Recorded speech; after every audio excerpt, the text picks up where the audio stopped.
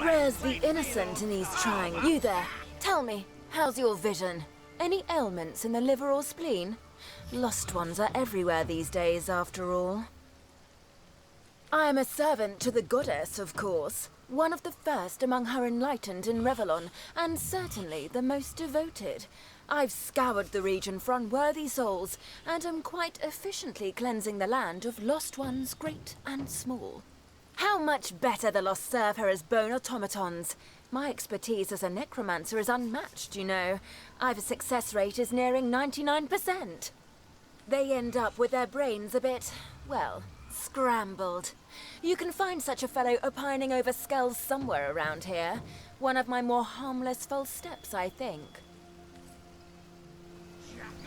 It's heating up.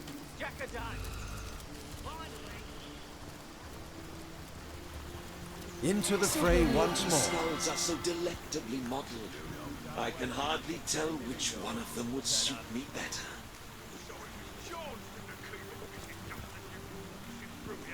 Am I gazing at the holders of souls?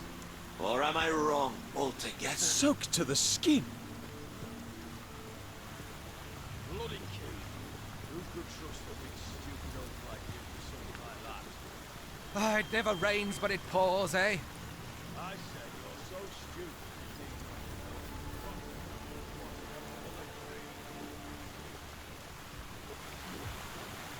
Look here! Look at you! How I admire one whose head is lodged so firmly upon their shoulders, like a spire that rests upon the breadth of its foundations, one and indivisible. Not I, alas. I fare not so.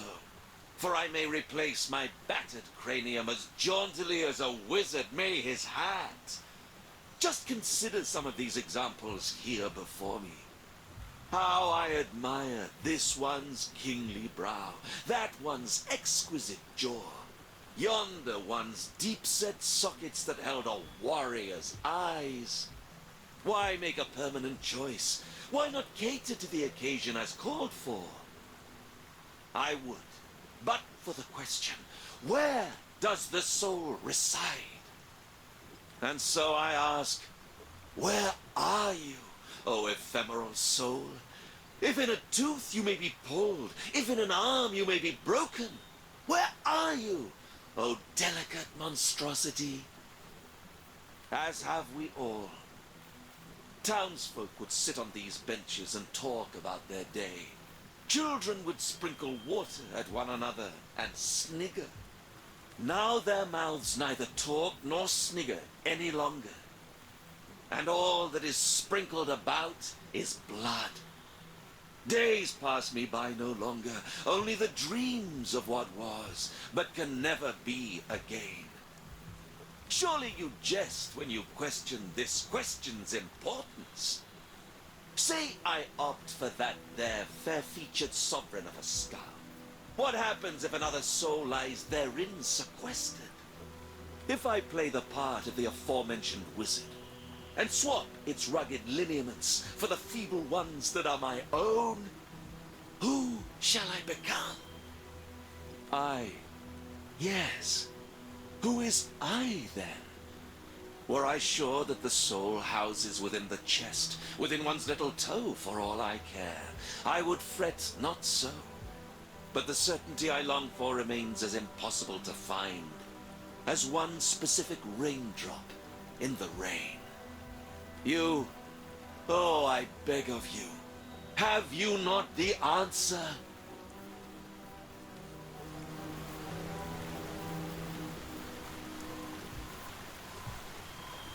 You needn't worry.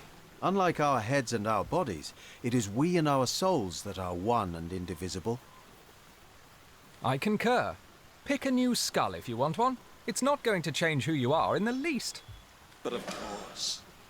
Why was I so blind? The soul is not of the body, it is of the spirit. A new skull I shall have, but sane person I'll remain. Oh, the agony of choice. I think I'll opt for the one with the kingly brow.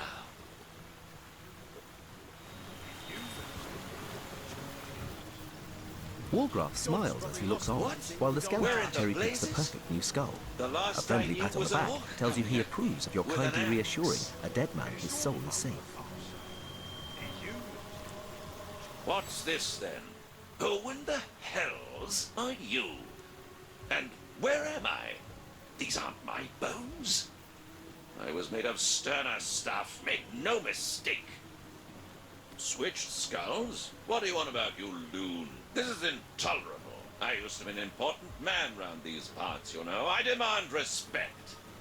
The mayor I was and the mayor I am still. Now leave me be, for I've important municipal matters to attend to. Switching skulls did make him swap souls after all. On the bright side, we seem to have answered one of the world's oldest questions.